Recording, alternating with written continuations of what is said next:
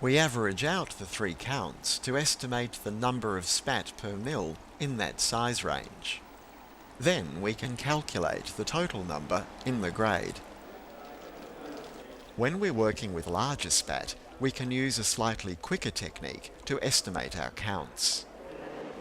Let's say we're putting together an order of 100,000 3mm seed for shipping to a customer. First, we take spat that's around this 3mm size and grade it to remove those oysters that are over or undersized. It's doing a stellar job. Once we've got a grade that's retained on a 3000 micron screen, we need to work out how many spat there are per milliliter on average. That'll tell us how many mils of the spat we need to make up the 100,000 oysters that have been ordered. So we count out 3 lots of 100 spat from the grade and volume them one by one in a smaller container.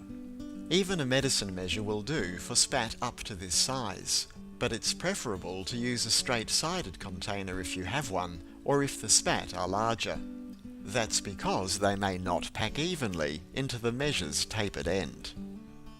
We need at least 3 lots of 100 because even at the same size range, the samples will vary slightly in volume, and we'll have to average them out. If spat are well graded, the volume of each batch of spat should not differ by more than 10%. That's a ballpark figure, and it's to give you a little bit of a guide. If in doubt, do more counts. I thoroughly endorse what Jeff is saying. Do your first 3 counts. If they're bouncing around all over the place, do some more counts until it starts to level off. When we average out these sample volumes, we find that in this case, 100 of our 3mm retained spat fills approximately 3.2 millilitres. That's 31 oysters per milliliter. So to work out how many mils of spat we need to ship, calculate how many lots of 31 go into 100,000. The answer is 3,226 mils. This method works best with spat around 2 millimeters and up. For smaller spat, a sample of 100 may not even fill 1 milliliter, and you'll find it nearly impossible to measure such tiny volumes accurately. Now, just a few quick notes. Grading is not absolutely necessary to get numbers. You do not absolutely have to grade, but you must have a random sample, and this is where it's going to be difficult for you. If you've got a mixed batch from Nick and they're evenly mixed, if you take a sample from those and then do the volumes, you can get an accurate count. You are much better off to grade. You know, it saves you all sorts of problems. But very rarely will they be evenly mixed. That's the difficulty. That's the difficulty in doing it. So what I'm getting at here is that you can actually do this. I don't recommend it, but it is possible. So that if you can't grade them and you've got a volume from Nick, I would suggest that you put them in a container, mix them around as best you can, take a sample, and then do a count on that. I'd rather see you do a count than not do it, because you don't want to grade or don't want to do anything else. Although grading can wait for a day or two if necessary, once you've graded, you must take your sample volumes from these grades for counting within 24 hours. That's because the spat will continue to grow at differing rates, and our estimates will be wrong if the seed we take for our sample volumes has grown differently from the rest of the grade.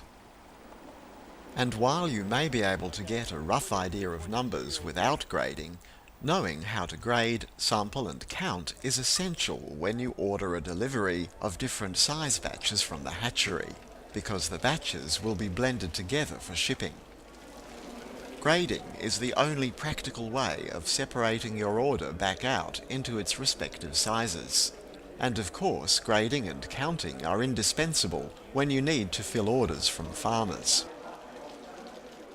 To help you, SOCO has produced a sheet detailing all the methods and formulas we've looked at for estimating spat numbers. If anyone has any problems doing it, or if you're concerned or confused, just give us a call. You know, we'll run through it with you, so that all of this should be available for you. So As I said, the examples are there, and SOCO have on their sheet gone through and calculated both by volume and by size, so that you've got all the necessary ways that, or the permutations, so you can have a look at those. SOCO has also produced a ready reckoner to help operators with their estimates. Based on hatchery production over 20 years, the Ready Reckoner is a table of average spat numbers per mill in different size grades. But as we've seen, even within a tightly graded batch, we can still get big differences in size. So the numbers per mill in your grades may not match the estimates in the Ready Reckoner. Now, what I've done to try and demonstrate that point of why it's not always perfectly accurate is give you a little demonstration here. For those of you that have got that table, the tightest size grading that we do within that table is just about the one between 1,000 microns and 1,250 microns.